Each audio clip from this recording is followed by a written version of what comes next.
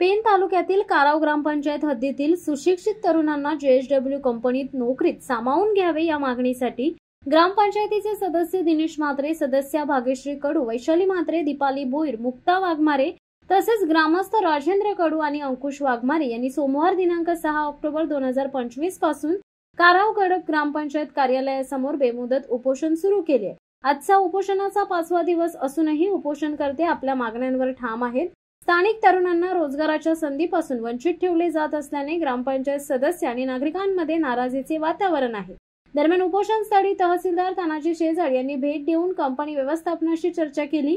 कंपनीचे उपस्थित अधिकारी यांनी वरिष्ठ अधिकाऱ्यांशी या विषयावर चर्चा करून ठोस निर्णय घेण्याचे आश्वासन दिले। कंपनीकडून ठोस निर्णय झाल्यास आम्ही उपोषण मागे घेऊ असे उपोषणकर्त्यांनी स्पष्ट केले।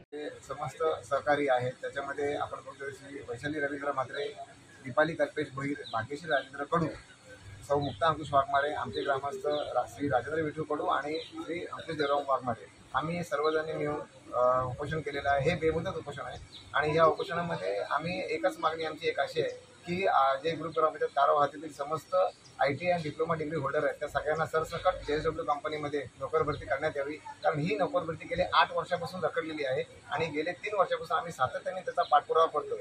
आता आम्ही उपोषण करताना पण कंपनी व्यवस्थापन आणि प्रशासन म्हणजे तहसीलदार यांच्यासोबत आमची मीटिंग झाल्या, पण आज आमची काही वेळापूर्वी मीटिंग झाली। या मीटिंगमध्ये सकारात्मक चर्चा झाली, पण ठोस निर्णय झाला नाही।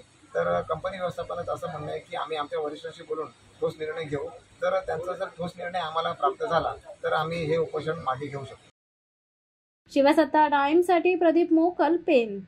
धडक बेधडक वृत्त देणाऱ्या आपल्या शिवसत्ता टाइम्स न्यूज चॅनलला लाल बटन दाबून सबस्क्राईब करा आणि बेल आयकॉनला क्लिक करायला विसरू नका।